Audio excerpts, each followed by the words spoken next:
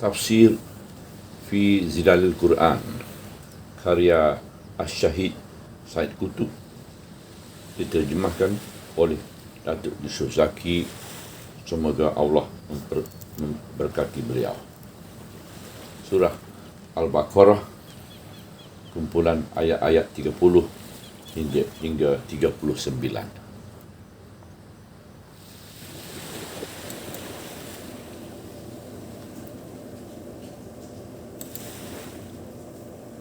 وَإِذْ قَالَ رَبُّكَ لِلْمَلَائِكَةِ إِنِّي جَاعِلٌ فِي الْأَرْضِ خَلِيفَةً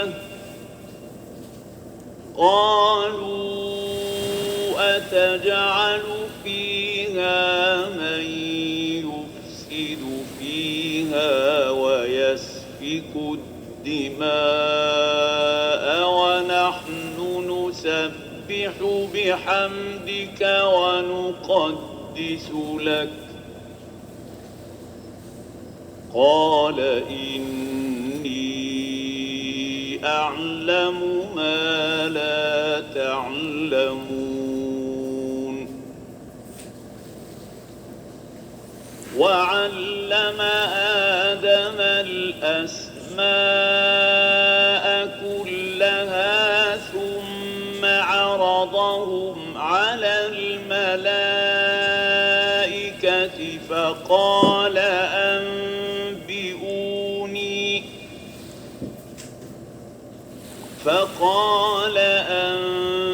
أنبئوني بأسماء هؤلاء إن كنتم صادقين قالوا سبحانك لا علم لنا إلا ما علمتنا إنك أنت العليم الحكيم قال يا آدم أنبئهم بأسمائهم فلما أنبأهم بأسمائهم قال ألم أقل لكم إني أعلم غيب السماوات والأرض وأعلم ما تبدون وما كنتم تكتمون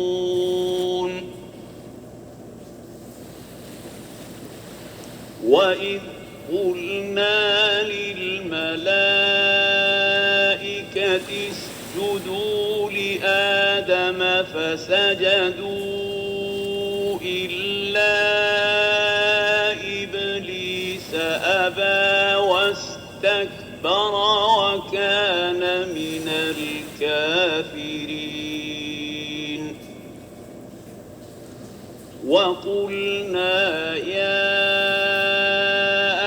آدم اسكن أنت وزوجك الجنة وكلا منها رغدا حيث شئتما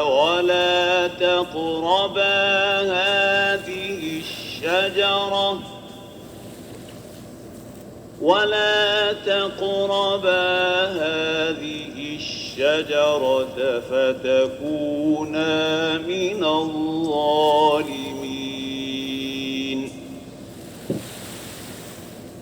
فأزلهما الشيطان عنها فأخرجهما مما كانا فيه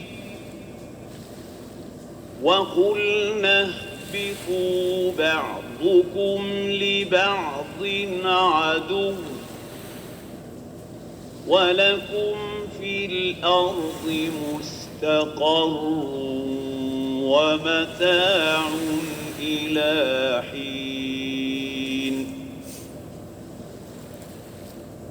فتلقى آدم من ربه كلمات فتاب عليه إنه هو التواب الرحيم قلنا اهبطوا منها جميعا فإما يأتينكم مني هدى فمن تبع هداي فلا خوف عليهم ولا هم يحزنون والذين كفروا وكذبوا بآياتنا أولئك أصحاب النار هم فيها خالدون.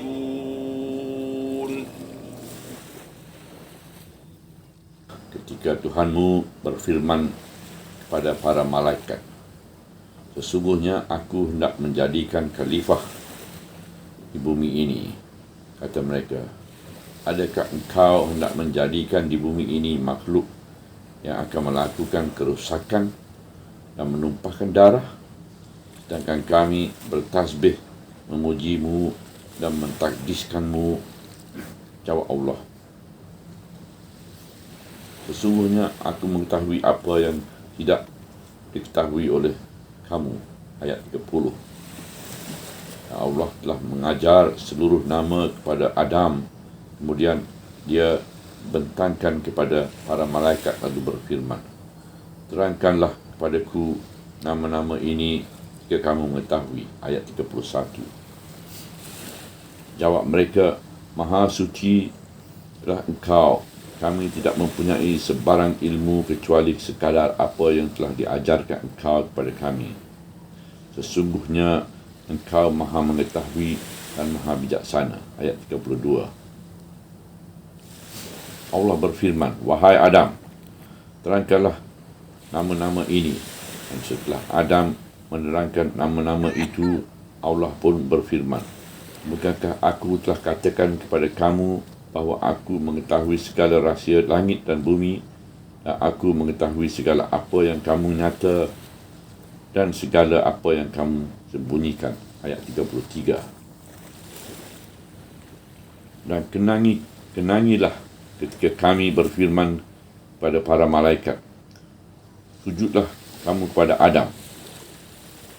Lalu mereka pun sujud kecuali iblis sahaja yang enggan dan berlagak angkuh, dan dia telah termasuk dalam golongan orang-orang yang kafir. Ayat 34. Dan kami telah berfirman, wahai Adam, tinggallah engkau bersama isteri engkau dalam syurga, dan makanlah kamu berdua dari buah-buahannya yang mewah di mana sahaja kamu berdua sukai. Tetapi janganlah kamu hampiri pokok ini, nanti akibatnya kamu berdua termasuk dalam golongan orang-orang yang zalim. Ayat 35. Kemudian kedua-duanya telah digelincirkan syaitan dari syurga itu dan menyebabkan mereka dikeluarkan dari nikmat syurga yang sedang dinikmatinya. Lalu kami berfirman, turunlah kamu dari syurga ini ke bumi, di mana kamu akan bermusuh-musuhan satu sama lain, dan disediakan untuk kamu tempat kediaman dan kesenangan sehingga pada satu waktu yang ditentukan. Ayat 36. Kemudian Adam menerima dari Tuhannya kalimah-kalimah bertaubat. Lalu Allah menerima taubatnya.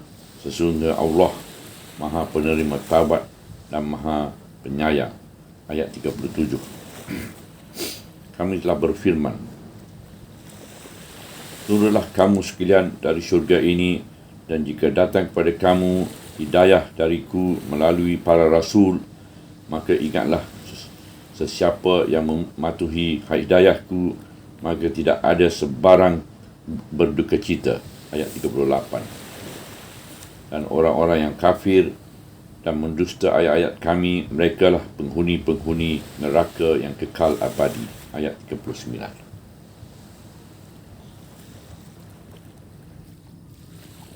Latar belakang dan pokok pembicaraan. Benarkah kisah-kisah di dalam Al-Quran itu berulang-ulang? Kisah-kisah telah diceritakan oleh Al-Quran di dalam berbagai-bagai surah dan kaitan-kaitan yang sesuai. Kaitan-kaitan yang sesuai yang menjadi sebab diceritakan kisah-kisah inilah yang menentukan jalan kisah dan babak kisah yang ditayangkan.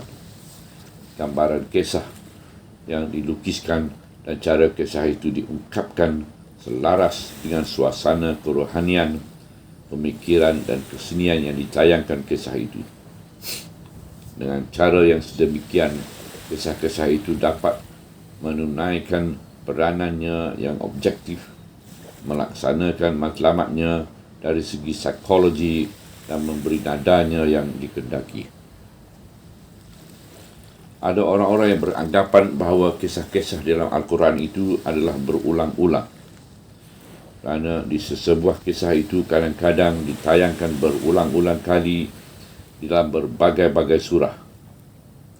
Tetapi pandangan yang teliti menegakkan tiada sesuatu kisah atau suatu babak kisah pun yang diceritakan berulang-ulang kali yang gambaran yang sama dari segi panjang pendeknya dan dari segi cara pengungkapan ayat-ayat. Malah, apabila sesuatu babak kisah itu diulangkan ceritanya, maka ia diulang dengan cara yang baru yang menafikan adanya hakikat keberulangan itu. Ada pula orang-orang yang mempunyai fikiran yang menyeleweng mendakwakan bahawa peristiwa-peristiwa yang diceritakan di dalam Al-Quran itu merupakan peristiwa-peristiwa yang diada-adakan sahaja atau dipindah-pindahkan dengan tujuan kesenian dan perhiasan saja yang tidak ada kaitan dengan kenyataan. Tetapi hakikat yang sebenar yang dicapai oleh setiap orang yang mengkaji Al-Quran dengan fitrah yang lurus dan mata hati yang terbuka ialah kaitan-kaitan maudu yang sesuai itulah yang menentukan kadar panjang pendek kisah yang dibentangkan pada setiap tempat itu.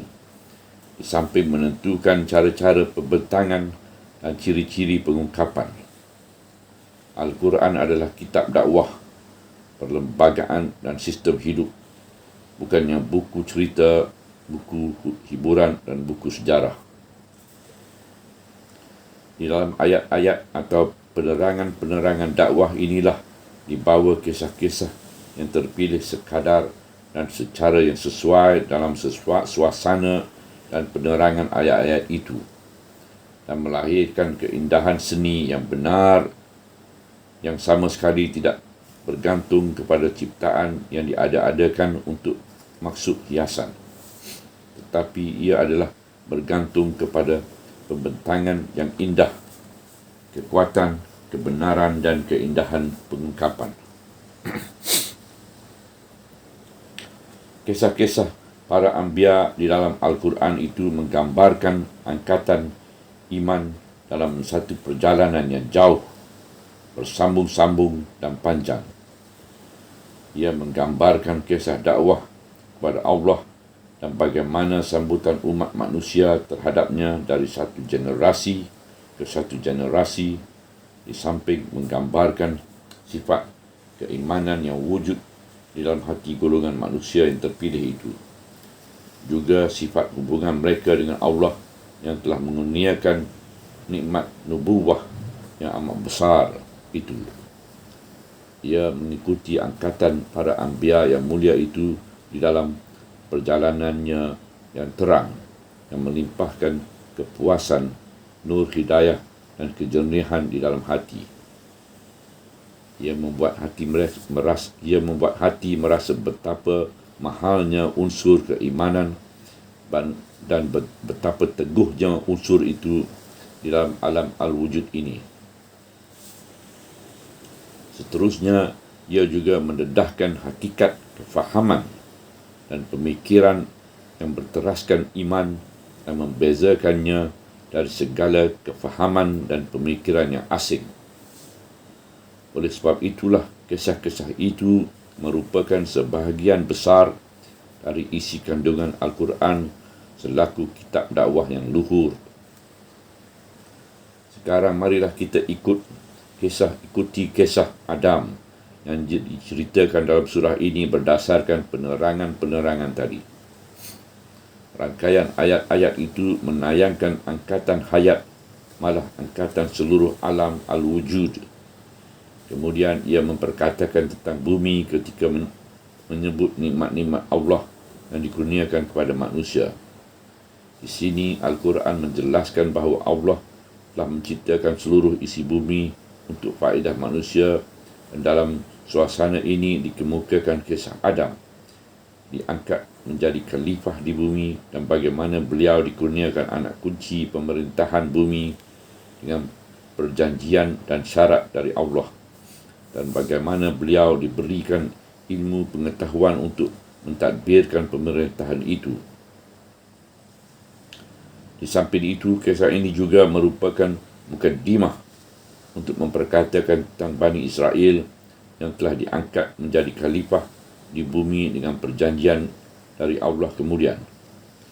Allah melucutkan mereka dari tugas khalifah itu dan menyerahkan terajunya kepada umat muslimin yang menunaikan perjanjian Allah sebagaimana akan dihuraikan nanti. Oleh itu, kisah Adam yang disebutkan di sini adalah amat sesuai dengan suasana maudud pembicaraannya. Marilah kita hayati sebentar kisah manusia pertama ini dengan saranan-saranan yang kuat di sebaliknya. Pentafsiran ayat 30. Kita kini berada dengan renungan mata hati nurani kita di perkarangan Al-Mala'ul A'la. Di sinilah kita mendengar dan melihat kisah manusia yang pertama. Dan kenangilah ketika Tuhanmu berfirman kepada para malaikat, sesungguhnya aku hendak menjadikan khalifah di bumi ini. Kisah Adam dilantik menjadi khalifah. Di sini iradat yang maha tinggi mahu menyerahkan kepada makhluk yang baru dilahirkan ke alam al-wujud ini teraju khalifah di bumi ini dan kuasa mentadbirkannya. Ia mahu menyerahkan kepadanya urusan menzahirkan kehendak masyiah Allah dalam kerja-kerja penciptaan, pembentukan, perombakan, penyusunan, pengubahan dan penukaran di bumi ini. Juga kerja mengeluarkan apa yang ada di dalam bumi ini, iaitu dari kuasa-kuasa tenaga-tenaga, harta-harta kekayaan yang terpendam dan bahan-bahan mentah, serta menggunakannya dengan izin Allah untuk melaksanakan tugas khalifah yang agung yang diserahkan oleh Allah kepadanya. Di sini Allah Subhanahu Wa Taala telah mengurniakan kepada makhluk yang baru ini daya-daya tenaga yang tersembunyi, bakat-bakat kesediaan yang tersimpan yang menyamai kuasa-kuasa tenaga-tenaga, harta-harta kekayaan yang terpendam dan bahan-bahan mentah yang terdapat di bumi ini, di samping mengurniakan kepadanya kekuatan-kekuatan yang tersembunyi yang dapat melaksanakan kehendak masyiah ilahiyah. Jadi di sana wujudnya persamaan dan kesatuan atau keselarasan di antara undang-undang yang mengendalikan bumi dan seluruh alam buana ini dengan undang-undang yang mengendalikan makhluk manusia, kekuatan-kekuatan dan daya-daya tenaganya supaya tidak berlaku percanggahan di antara dua undang-undang itu, dan supaya daya tenaga manusia tidak hancur lebur di atas batu pejal alam buana yang besar ini. Jadi, darjah makhluk manusia ini amat tinggi dalam sistem kewujudan di bumi yang luas itu. Inilah penghormatan yang telah dikehendaki Allah yang Maha Pencipta dikurniakan kepada makhluk insan. Semua ini merupakan setengah-setengah saranan dan dari firman Allah yang Maha Tinggi. Sesungguhnya aku hendak menjadikan khalifah di bumi ini. Apabila kita memikirkan pada hari ini dengan perasaan yang insaf dan mata hati nurani yang terbuka dan melihat pencapaian-pencapaian dan kemajuan-kemajuan yang telah dicapai di bumi ini melalui daya usaha makhluk insan yang menjadi khalifah di dalam kerajaan bumi yang lebar ini. Kata para malaikat, adakah engkau nak menjadikan di bumi makhluk yang akan melakukan kerosakan dan menumpahkan darah, sedangkan kami bertasbih memujimu dan mentakdiskanmu? Ayat 30. Perkataan malaikat ini menyarankan bahawa dari bukti-bukti yang ada pada mereka atau dari pengalaman-pengalaman yang silam di bumi atau dari ilham hati nurani, mereka dapat menanggap sedikit sebanyak tabiat makhluk insan yang bakal dijadikan itu, atau memahami kehendak-kehendak keperluan hidupnya di bumi ini. Mereka dapat mengetahui atau menduga bahawa makhluk ini kelak akan melakukan kerosakan dan pertumpahan darah di bumi. Di samping itu, mereka dengan fitrah kemalaikatan mereka yang bersih, yang hanya memikirkan kebaikan yang kudrat dan kedamaian yang sempurna saja itu, melihat bahawa bertasbih, memuji Allah dan mentakdiskannya itulah satu-satu matlamat kewujudan yang sempurna. Dan itulah sebab utama penciptaan makhluk. Dan matlamat ini telah pun terlaksana dengan kewujudan mereka kerana mereka lah selama ini memuji Allah, mentakdis dan beribadat kepada Allah tanpa lemah dan jemu. Para malaikat tidak ternampak hikmah iradat Allah yang Maha Tinggi yang mahu membangun dan mengimarahkan bumi ini, menyuburkan hayat dan memperbagaikannya, melaksanakan kehendak Allah dan undang-undang kewujudan untuk mengembang, memaju bumi dan mengadakan perubahan-perubahan dengan perantaraan daya usaha khalifah Allah di bumi. Makhluk insan ini terkadang-kadang bertindak melakukan kerosakan dan pertumpahan darah agar di sebalik kejahatan dan keburukan yang sedikit pada zahir itu dapat dicapai kebaikan yang lebih besar dan menyeluruh, iaitu kebaikan, kesuburan dan kemajuan yang berterusan, kebaikan harakah yang meruntuh dan membina, kebaikan usaha dan percubaan yang tidak terhenti, kebaikan hasrat dan cita-cita yang tidak terhenti, kebaikan perubahan dan perkembangan di dalam kerajaan bumi yang besar ini.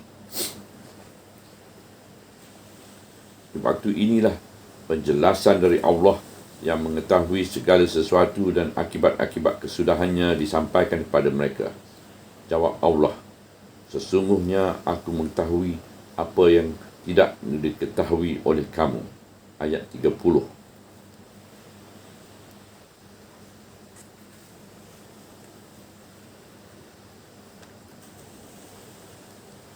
Pentafsiran ayat-ayat 31 hingga 33. Dan Allah telah mengajar seluruh nama kepada Adam, kemudian dia dibentangkan kepada para malaikat, lalu berfirman, terangkanlah kepadaku nama-nama ini jika kamu benar-benar mengetahui. Ayat 31. Jawab mereka, Maha sucilah engkau, kami tidak mempunyai sebarang ilmu kecuali sekadar apa yang telah diajarkan engkau kepada kami. Sesungguhnya engkau Maha mengetahui dan Maha bijaksana. Ayat 32. Allah berfirman, wahai Adam, terangkanlah nama-nama ini. Dan setelah Adam menerangkan nama-nama itu, Allah pun berfirman, bukankah aku telah katakan kepada kamu bahawa aku mengetahui segala rahsia langit dan bumi, dan aku mengetahui segala apa yang kamu nyata dan segala apa yang kamu sembunyikan. Ayat 33. Kebolehan melambangkan segala sesuatu dengan nama-namanya yang tertentu. Kita kini dengan renungan mata hati nurani dapat melihat apa yang dilihat oleh para malaikat di Al-Mala'ul A'la, bahagian dari rahsia ilahi yang agung yang telah disimpankan Allah pada makhluk insan ketika menyerahkan teraju khalifah padanya. Itulah rahsia kebolehan melambangkan segala sesuatu dengan nama masing-masing, atau kebolehan menamakan orang-orang tertentu dan benda-benda dengan nama-nama khas dalam bentuk lafaz-lafaz yang dituturkan sebagai lambang dari orang-orang dan benda-benda yang nyata itu. Ini adalah satu kebolehan yang mempunyai nilai yang amat besar di dalam kehidupan manusia di muka bumi ini.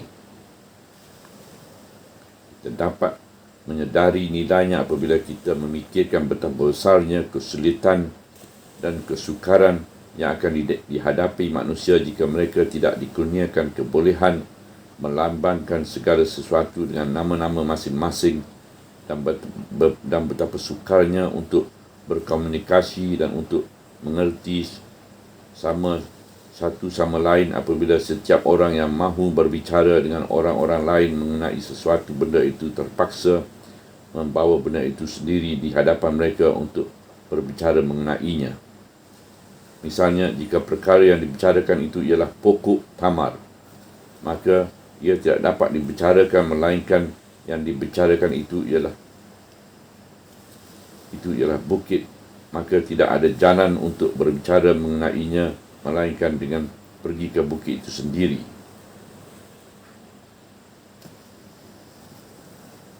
Misalnya, yang perkara itu bicara itu adalah pokok tamar, maka ia tidak dapat dibicarakan melainkan dengan membawa pokok tamar itu sendiri.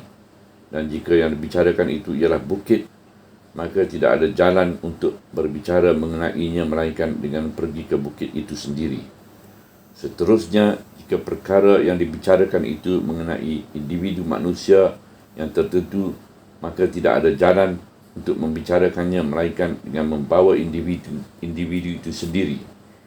Itulah kesukaran yang amat besar yang menyulitkan kehidupan manusia.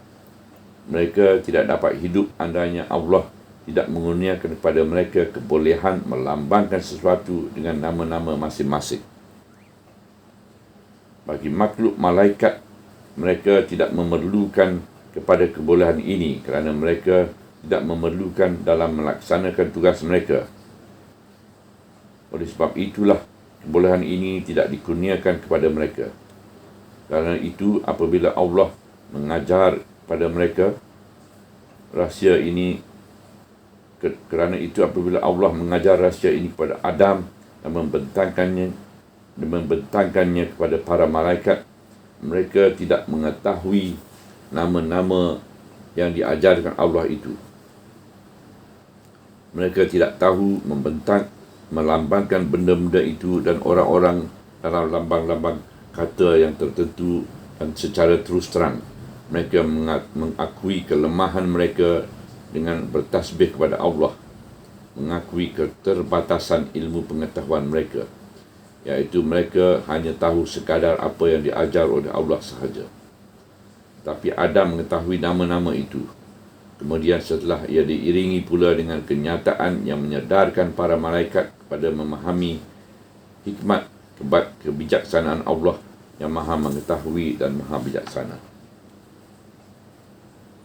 Allah pun berfirman, "Bukankah aku telah katakan kepada kamu bahawa aku mengetahui segala rahsia langit dan bumi, dan aku mengetahui segala apa yang kamu nyata dan segala apa yang kamu sembunyikan." Ayat 33. Pentafsiran ayat 34. Dan kenangilah ketika kami berfirman kepada para malaikat, "Sujudlah kamu kepada Adam," lalu mereka pun sujud. Inilah setinggi-tinggi penghormatan yang dikurniakan kepada makhluk insan. Walaupun makhluk ini melakukan kerosakan dan pertumpahan darah di bumi, namun dia telah dikurniakan Allah dengan rahsia-rahsia yang mengangkatkan darjatnya mengatasi malaikat. Dia telah dikurniakan rahsia makrifat di samping dikurniakan rahsia iradat yang bebas yang dapat memilih jalan yang disukainya. Tabiat manusia yang dapat memilih di antara keimanan dan kesesatan, kebolehannya mengendalikan kemahuan atau iradatnya dalam menentukan jalan hidupnya, dan kedudukannya selaku penanggung amanah hidayat kepada Allah dengan usaha-usaha pribadinya, semuanya merupakan sebahagian dari rahsia-rahsia penghormatan Allah terhadap manusia. Para malaikat itu sujud semuanya kerana mematuhi perintah Allah yang maha tinggi dan maha mulia. Kecuali iblis sahaja yang enggan dan berlagak angkuh, dan dia telah termasuk di dalam golongan orang-orang yang kafir. Ayat 34. Di sini ketaralah tabiat makhluk jahat itu dengan sejelas-jelasnya, iaitu melanggar perintah Allah Subhanahu Wa Taala, bersikap angkuh dan mengakui kelebihan orang yang wajar menerimanya, berbangga dengan dosa dan menutup pintu pengertian. Ayat ini membayangkan bahawa iblis itu bukanlah dari jenis malaikat. Malah dia hanya ada bersama mereka, dan andainya dia dari jenis malaikat, tentulah dia tidak melanggar perintah Allah, kerana sifat malaikat yang utama ialah taat. Mereka tidak menderhakakan Allah dalam segala apa yang diperintahkan kepada mereka dan melaksanakan segala apa yang disuruhkan kepada mereka. Surah At-Tahrim ayat 6. Iblis dan jin. Pengecualian di dalam ayat tadi tidak bererti bahawa iblis itu dari jenis malaikat, kerana adanya iblis bersama mereka membolehkan pengecualian itu dibuat. Ia sama dengan perkataan anda, semua keluarga si Anu itu datang kecuali Ahmad. Sedangkan Ahmad bukan dari anak buah keluarga itu, malah sahabat mereka sahaja. Iblis adalah dari jenis jin berdasarkan nas Al-Quran sendiri, iaitu Allah telah menciptakan jin dari api yang sangat panas, dan ini merupakan bukti yang pasti bahawa dia bukannya dari jenis malaikat. Di sini terbukalah satu medan pertarungan yang abadi, iaitu pertarungan di antara makhluk jahat iblis dengan khalifah Allah di bumi ini. Ia merupakan dengan khalifah Allah di bumi. Ia merupakan satu pertarungan abadi dalam hati nurani manusia, iaitu satu pertarungan di mana kemenangan kebaikan adalah bergantung kepada sejauh mana manusia itu berpegang kukuh dengan iradat dan perjanjiannya dengan Allah, dan di mana kemenangan kejahatan bergantung kepada sejauh mana manusia itu menyerahkan diri kepada hawa nafsunya dan menjauhkan diri daripada Allah. Pentafsiran ayat-ayat 35 hingga 36. Dan kami telah berfirman, wahai Adam, tinggallah engkau bersama isteri engkau dalam syurga, dan makanlah kamu berdua dari buah-buahannya dengan mewah di mana sahaja kamu berdua sukai, tetapi janganlah kamu hampiri pokok ini, nanti akibatnya kamu berdua termasuk dalam golongan orang-orang yang zalim. Ayat 35. Ini kedua-duanya telah diberi kebebasan menikmati semua buah-buahan di dalam syurga, kecuali buah dari satu pokok saja. Mungkin pokok ini melambangkan larangan-larangan yang pasti diadakan di dalam kehidupan mereka di bumi nanti. Kerana tanpa larangan, kemahuan seorang tidak akan tumbuh, dan manusia yang mempunyai kemahuan itu tidak dapat dibezakan dari makhluk haiwan yang tidak mempunyai kemahuan. dan tanpa larangan-larangan kegigihan seseorang di dalam mematuhi janji dan syarat tidak dapat diuji. Oleh itu, iradat dan kemahuan merupakan persimbangan jalan. Dan orang-orang yang menikmati hidup mereka tanpa dikawal oleh iradat adalah dari alam haiwan walaupun mereka berupa manusia. Kemudian kedua-duanya telah digelincirkan syaitan dari syurga. Ungkapan kedua-dua telah digelincirkan syaitan ini amat menarik. Ia melukiskan satu gambaran yang hidup seolah-olah anda dapat melihat bagaimana syaitan itu sedang mengusir Adam dan Hawa dari syurga dan menolak kaki mereka hingga tergelincir dan jatuh. Sampai di sini tamatlah ujian Adam. Adam telah lupakan perjanjiannya dan lemah dalam menghadapi godaan iblis. Oleh itu, ia wajar menerima hukuman dan keputusan Allah. Lalu kami berfirman, turunlah kamu dari syurga ini ke bumi di mana kamu akan bermusuh-musuhan satu sama lain, dan di bumi disediakan untuk kamu tempat kediaman dan kesenangan sehingga kepada suatu masa yang ditentukan. Ayat 36. Firman ini merupakan satu pengumuman permulaan perjuangan dan pertarungan di antara syaitan dan manusia di gelanggangnya yang tertentu hingga akhir zaman. Adam bangkit kembali dari kegelincirannya dengan dorongan fitrahnya dan dia disambut oleh rahmat Allah yang selalu menyambutnya apabila dia kembali mencari perlindungan kepadanya. Pentafsiran ayat-ayat 37 ke ayat-ayat 39. Kemudian Adam menerima dari Tuhannya kalimah-kalimah bertaubat. Lalu Allah menerima taubatnya. Sesungguhnya Allah Maha Penerima Taubat dan Maha Penyayang. Ayat 37. Kini sempurnalah keputusan Allah yang terakhir dan perjanjiannya yang kekal dengan Adam dan zuriatnya, iaitu perjanjian menjadikan khalifah di bumi dan mematuhi syarat-syarat mendapat kejayaan atau ditimpa kebinasaan di sana.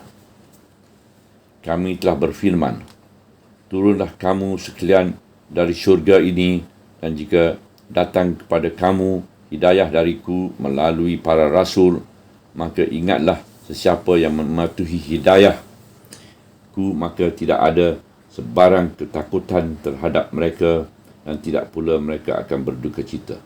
Ayat 38. Dan orang-orang yang kafir dan mendustakan ayat-ayat mereka lah penghuni-penghuni neraka yang kekal abadi. Ayat 39. Kini pertarungan abadi itu telah berpindah ke gelanggangnya yang sebenar dan telah terlepas dari tali ikatannya. Dan mulai sekarang pertarungan itu tidak akan berhenti lagi walaupun sedetik pun. Dan sejak dari awal yang lagi manusia telah mengetahui bagaimana hendak mencapai kemenangan jika ia mahukan kemenangan, dan bagaimana hendak menerima kekalahan jika ia mahukan kekalahan. Di sini kita harus kembali semula kepada permulaan kisah, iaitu kisah manusia yang pertama. Allah Ta'ala berfirman kepada para malaikat, sesungguhnya aku hendak menjadikan khalifah di bumi ini. Ayat 30. Jadi Adam dari sejak awal-awal lagi telah dijadikan untuk hidup di bumi. Dan jika demikian, apakah perlunya pokok larangan itu? Apakah perlunya Adam itu diuji? Dan apakah perlunya ia diturunkan ke bumi, sedangkan dari awal-awal lagi dia diciptakan untuk hidup di bumi? Pada hemat saya, ujian itu merupakan suatu pendidikan dan latihan persediaan bagi khalifah ini. Kerana ujian itu dapat menggerakkan segala tenaga dan kekuatan yang tersimpan di dalam dirinya, dapat melatihnya menghadapi godaan-godaan, menerima akibat, merasa menyesal, mengenal musuh, dan mencari perlindungan pada tempat yang aman. Kisah pokok larangan dari bisikan iblis yang mengumpankan kelazatan dan kenikmatan, kisah lupakan perjanjian dengan mengerja maksiat, kisah kesedaran selepas dimabukkan kesesatan, kisah penyesalan dan memohon keampunan, semuanya merupakan ujian yang sentiasa dihadapi manusia. Rahmat Allah telah memutuskan bahawa makhluk insan ini diturunkan ke pusat khalifahnya di bumi dan dibekalkan dengan hasil ujian ini, iaitu ujian yang akan dihadapinya di sepanjang masa sebagai persediaan untuk mengharungi pertarungan yang tak kunjung berhenti, juga sebagai pengajaran dan peringatan kepadanya. Kemudian, sekali lagi, di manakah berlaku semuanya ini? Apakah syurga yang dihayati Adam dan Hawa selama beberapa waktu itu? Siapakah malaikat dan siapakah iblis? Bagaimana Allah berfirman pada mereka dan bagaimana mereka menjawab firman-Nya? Semua perkara yang tersebut di dalam Al-Quran Al-Karim itu merupakan urusan ghaib yang hanya Allah sahaja yang mengetahuinya. Dengan hikmah kebijaksanaannya, Allah mengetahui bahawa tidak ada gunanya kepada manusia mengetahui hakikat dan sifat perkara-perkara yang ghaib itu, dan kerana itulah Allah tidak mengurniakan kepada mereka kebolehan untuk memahami dan mengetahui perkara-perkara yang ghaib melalui alat-alat yang dikurniakan kepada mereka untuk memerintah bumi ini. Bukanlah dari keperluan-keperluan yang dikehendaki oleh urusan khalifah untuk kita mengetahui urusan-urusan ghaib. Sebagaimana Allah telah menciptakan undang-undang alam bagi manusia dan memperkenalkan rahsia-rahsianya kepada mereka, begitulah juga Allah telah melindungi mereka dari mereka urusan-urusan ghaib yang tidak berguna diketahui mereka. Walaupun manusia dibukakan berbagai-bagai rahsia alam buana kepada mereka, tapi dia akan terus jahil dan tidak mengetahui sesuatu apa yang akan berlaku selepas detik yang hadir ini. Dia tidak berupaya mengetahui apa yang akan berlaku selepas saat ini, walaupun dia menggunakan apa sahaja alat-alat marifat yang boleh didapati olehnya. Dia tidak tahu adakah nafasnya yang keluar dari mulutnya itu akan kembali lagi, ataupun itulah hembusan nafas terakhirnya. Inilah contoh perkara ghaib yang dilindungkan dari pengetahuan manusia, kerana perkara ini tidak termasuk di dalam keperluan khilafah. Malah ia mungkin mengganggu atau menyulitkan urusan khilafah jika didedah kepadanya pengetahuan manusia. Jika didedahkan kepada pengetahuan manusia.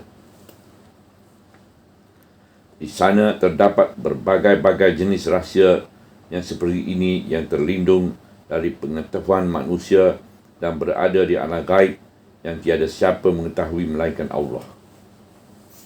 Perkara-perkara gaib di luar daya tanggapan akal manusia. Oleh sebab itu, akal manusia tidak wajar membicarakan perkara gaib kerana ia tidak mempunyai alat-alat untuk sampai kepadanya.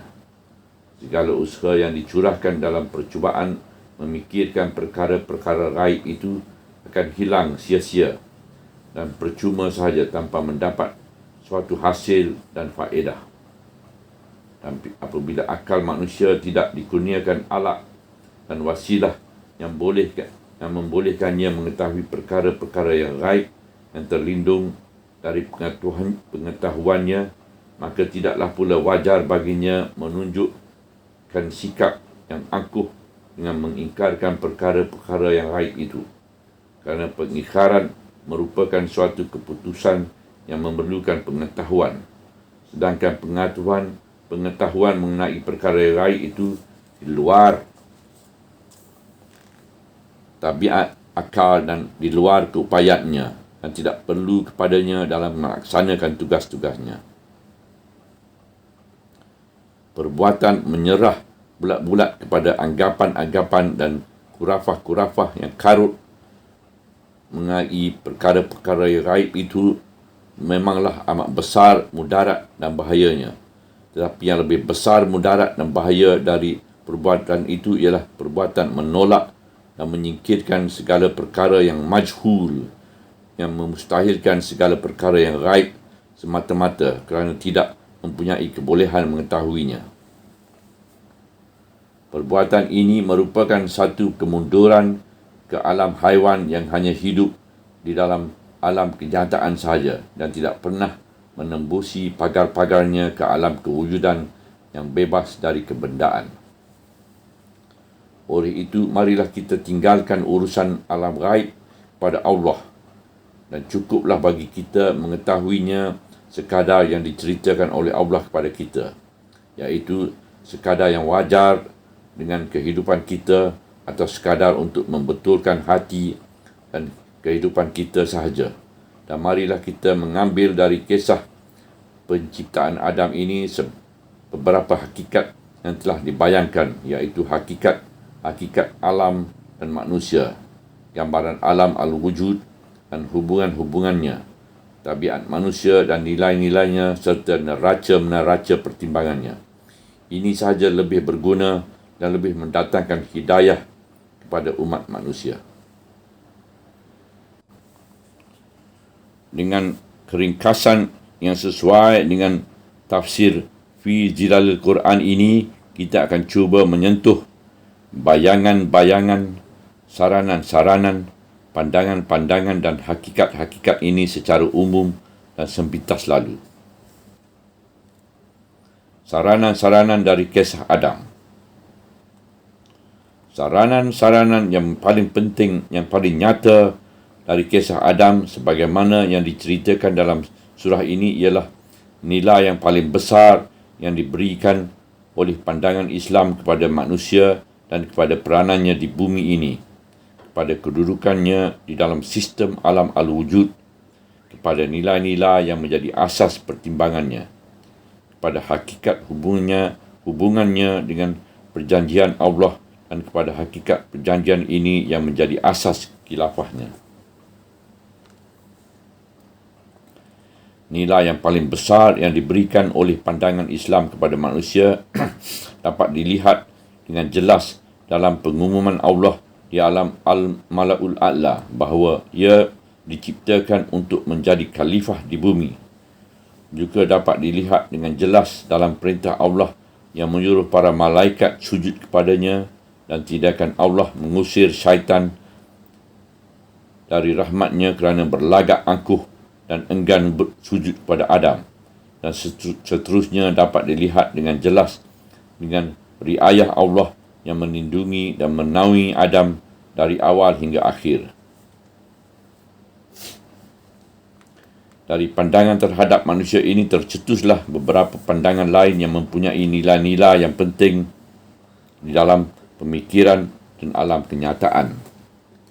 Pandangan pertama dari pandangan-pandangan itu ialah manusia adalah tuan bumi ini, dan kerana manusialah Allah ciptakan segala sesuatu di bumi ini sebagaimana telah ditegaskan dalam ayat yang silam.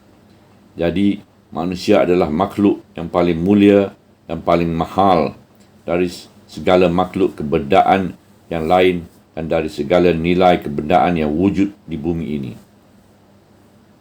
Oleh itu, manusia tidak harus diperhamba atau diperalatkan dalam rangka usaha untuk menambahkan mana-mana nilai kebendaan atau sesuatu benda, dan tidak harus dilakukan pencerobohan dan pencabulan terhadap mana-mana nilai insaniah yang mulia dengan tujuan untuk mencapai sesuatu faedah kebendaan atau meningkatkan pengeluaran kebendaan atau membanyakkan mana-mana unsur kebendaan. kerana seluruh kebendaan ini adalah diciptakan Allah untuk manusia, untuk menegakkan kemanusiaannya dan untuk mengukuhkan kewujudan kemanusiaannya.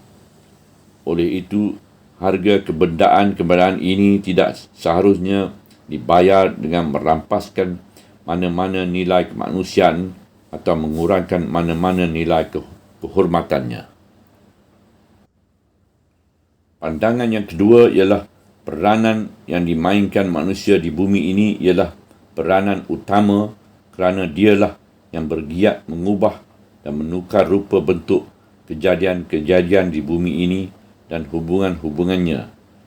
Dialah yang menentukan arah-arah tujuan dan perjalanan di bumi ini, bukannya alat-alat pengeluar dan bukannya agihan pengeluaran yang mengheret manusia dengan hina, dina dan pasif di belakangnya seperti yang difahamkan oleh aliran-aliran pemikiran kebendaan yang memandang kecil kepada peranan manusia dan memandang begitu tinggi kepada peranan alat-alat pengeluaran.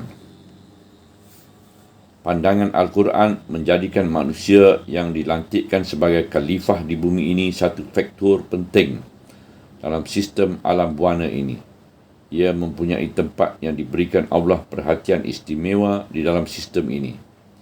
Khalifah manusia di bumi ini bergantung dengan berbagai-bagai perhubungannya dengan langit, angin, hujan, matahari dan bintang-bintang. Semua kejadian ini diciptakan dengan reka bentuk dan kejuruteraan yang khusus untuk membolehkan hayat berkembang di bumi ini dan untuk membolehkan manusia melaksanakan tugas khalifah. Lihatlah betapa tingginya kedudukan makhluk insan ini jika dibandingkan dengan perkara yang kecil, peranan yang kecil yang diberikan pada manusia oleh aliran-aliran pemikiran kebendaan itu dan tanpa membenarkan manusia mencabarkannya. Tidak syak lagi bahawa kedua-dua pandangan terhadap manusia itu iaitu pandangan Islam dan pandangan aliran pemikiran kebendaan mempengaruhi sistem hidup manusia yang dibangunkan oleh kedua-dua pandangan itu, mempengaruhi sifat menghormati nilai-nilai kemanusiaan atau mengorbankannya dan mempengaruhi sifat memuliakan manusia atau menghinakannya. Apa yang kita lihat di alam kebendaan sekarang di mana kebebasan, kehormatan dan nilai-nilai manusia dikorbankan untuk kepentingan meningkatkan pengeluaran kebendaan itu merupakan salah satu kesan dari kesan-kesan pandangan terhadap hakikat manusia dan terhadap hakikat peranannya di bumi ini. Begitu juga pandangan Islam yang tinggi terhadap hakikat manusia dan peranannya melahirkan usaha meninggikan nilai-nilai adabiah, iaitu nilai moral dan nilai-nilai kelebihan akhlak yang tinggi, juga melahirkan usaha membesarkan nilai-nilai keimanan, kesolehan dan keikhlasan dalam kehidupannya. Inilah nilai-nilai yang menjadi asas perjanjian khalifahnya. Dan jika datang kepada kamu hidayah dariku melalui para rasul, maka ingatlah sesiapa yang mematuhi hidayahku, maka tidak ada sebarang ketakutan terhadap mereka dan tidak pula mereka akan berduka cita. Ayat 38. Nilai-nilai ini adalah lebih tinggi dan lebih mulia dari semua nilai kebendaan. Walaupun di antara tujuan khalifah ini juga ialah menegakkan nilai-nilai kebendaan, namun ia harus dilakukan tanpa menjadikan nilai-nilai itu tujuan pokok yang mengatasi dan menguasai nilai-nilai iman yang tinggi. Nilai iman mempunyai pengaruhnya dalam membimbing hati manusia ke arah kesucian, keluhuran dan kebersihan dalam kehidupannya ini. Ini adalah berlainan dengan apa yang disarankan oleh aliran-aliran pemikiran kebendaan yang mempersendakan segala nilai rohaniah dan mengorbankan nilai-nilai akhlak supaya seluruh perhatiannya diberikan kepada kepentingan pengeluaran dan barangan-barangan dan kepada keperluan perut seperti haiwan.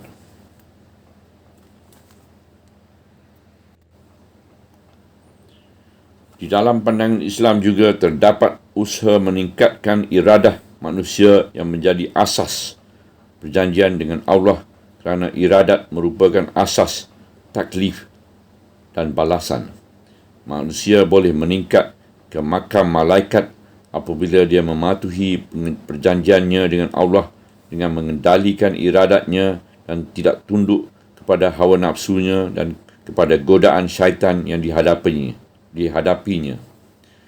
Dia juga boleh mencelakakan dirinya dan jatuh dari makamnya yang tinggi apabila nafsunya menguasai iradatnya. Apabila godaan syaitan mengatasi hidayah dan apabila dia melupakan perjanjian yang mendekatkannya kepada Allah. Ini tidak syak lagi merupakan satu tanda penghormatan kepada manusia di samping penghormatan-penghormatan yang lain. Dan ini juga merupakan satu peringatan yang berkekalan supaya mengingati persimpangan jalan di antara kebahagiaan dan kecelakaan, di antara ketinggian dan kejatuhan, di antara darjah manusia yang mempunyai iradat yang bebas dan darjah haiwan yang tidak mempunyai iradat yang bebas. Peristiwa pertarungan yang digambarkan oleh kisah ini di antara manusia dan syaitan ini itu memberi peringatan yang berterusan tentang bentuk pertarungan itu, iaitu pertarungan di antara perjanjian dengan Allah dan godaan syaitan, di antara keimanan dan kekufuran, di antara kebenaran dan kepalsuan, dan di antara hidayat dan kesesatan. Dan yang menjadikan medan pertarungan ini ialah manusia itu sendiri. Dialah sendiri yang menang atau yang kalah. Ini menyarankan supaya dia sentiasa berhati-hati dan berwaspada. Sentiasa ingat bahawa dia adalah seorang tentera di dalam medan peperangan dan dialah yang harus menang dan memperolehi harta rampasan di dalam medan peperangan ini. Dan akhir sekali dikemukakan pandangan Islam terhadap dosa dan taubat, iaitu dosa adalah bertanggungjawab iaitu dosa adalah tanggungjawab individu dan taubat juga tanggungjawab individu. Ia dijelaskan dengan terang tanpa sebarang kesamaran dan tanpa berbelit-belit. Di dalam Islam tidak ada dosa yang dibebankan ke atas manusia sebelum ia dilahirkan ke dunia, sebagaimana dikatakan oleh teori yang dikemukakan oleh pihak gereja. Dan di dalam Islam juga tidak ada tebusan dosa lahutifah, iaitu tebusan dosa ketuhanan, sebagaimana dikatakan oleh gereja bahawa Isa alaihissalam selaku anak Tuhan mengikut dakwaan mereka telah melakukan tebusan dosa itu dengan mensalibkan dirinya untuk menyelamatkan manusia dari kesalahan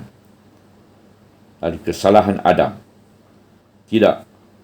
Kesalahan Adam adalah kesalahan pribadinya dan beliau telah pun membersihkan kesalahan itu dengan taubat secara langsung dan mudah. Begitu juga dosa sekalian anak cucunya adalah tanggungjawab pribadi masing-masing dan jalan ke arah taubat dibuka dengan mudah pada mereka. Itulah pandangan Islam yang terang dan selesai. Setiap orang masing-masing menanggung dosa pribadinya. Di samping itu, ia menyarankan kepada setiap manusia supaya berusaha dan berjuang melawan dorongan kejahatan dan jangan berputus asa dari dosa, kerana sesungguhnya Allah Maha penerima taubat dan Maha penyayang. Ayat 37. Inilah sebahagian dari saranan-saranan yang diambil dari kisah Adam di dalam surah ini, dan cukuplah sekadar ini sahaja untuk tafsir fi zilalil Quran. Ianya sahaja merupakan sekumpulan kekayaan dan hakikat-hakikat dan pandangan-pandangan yang jelas dan sekumpulan kekayaan dari saranan-saranan dan bimbingan-bimbingan yang luhur. Ia merupakan sekumpulan kekayaan yang menjadi asas pemikiran atau kefahaman kemasyarakatan Islamiah dan asas undang-undang dan peraturan-peraturan kemasyarakatan yang dikuasai akhlak, kebaikan dan sifat-sifat yang mulia. Dari sini dapatlah kita memahami betapa pentingnya peranan kisah-kisah Al-Quran dalam usaha menanamkan asas-asas kefahaman Islam dan menjelaskan nilai-nilai yang menjadi tapak tegaknya, iaitu nilai-nilai yang layak dengan sebuah alam yang terbit dari Allah, bertawajuh kepada Allah dan akhirnya kembali kepada Allah. Sebuah alam di mana perjanjian pelantikan khalifah diasaskan di atas kesanggupan menerima hidayah dari Allah dan melaksanakan sistem hidup yang diaturkan Allah. Sebuah alam di mana persimpangan jalannya ialah sama ada manusia mendengar dan mematuhi hidayah yang diterima dari Allah atau mendengar dan mematuhi bisikan-bisikan syaitan.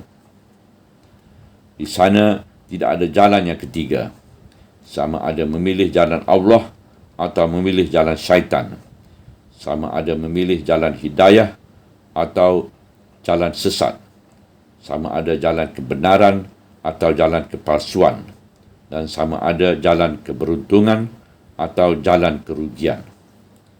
Hakikat inilah yang dijelaskan oleh Al-Quran selaku hakikat utama yang menjadi asas seluruh kefahaman atau pemikiran dan seluruh undang-undang dan peraturan di alam manusia.